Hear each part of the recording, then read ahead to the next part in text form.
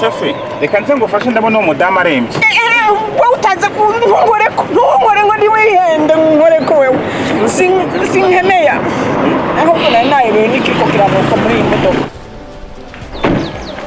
Mada, ufite iki kibazo cyo kugumereye gute? Mwebwe impunzi z'abanyamuhumu nta kindi kintu muzana atari ingwara. Izi ngwara zose turiko turagwara si mwebwe mubizana kubera umwanda wanyu. Lakini mama, mbona magonjwa yanakuwa tu mu region depuis zamani? Na vile ni vitu ya kawaida, magonjwa yangaleka sio ni wa muhumuro ama ni wa wapi?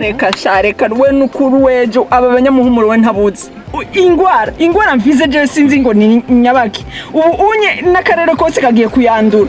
Dupfe duherengetere kubera aba banyamuhumuro. Nyamara wambwira niba uri umuntu akareba ko ari cyo gufasha sibyo?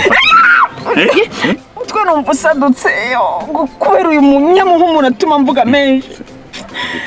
Basi shofe dusigaje umwanya gute ngo dushike kuri kwa muganga kuko umurongo ubuhari imbere yo kwa dogiteri Mugema uva hari ukagera hari je nanje sishaka kurata rendezvous yanyu. Mada, uje kwa dogiteri Mugema? None wewe birakuraba mfitanye rendezvous na Mugema. None se ko dogiteri Mugema ari nawe mwicaranye rero muri kuvugana?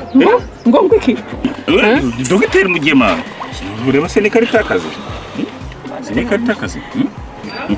Dogiteri Mugema. Si unaona mama?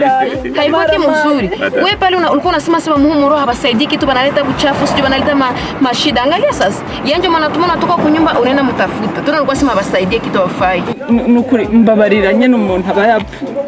Humura rwose tugende nunasanga n'umurongo uhari rwose. Ni wenda heraho kuko ndabona urembye cyane. Sibyo? Humura rwose nugira ikibazo. Byukuri. Oya humura nugira ikibazo madamu.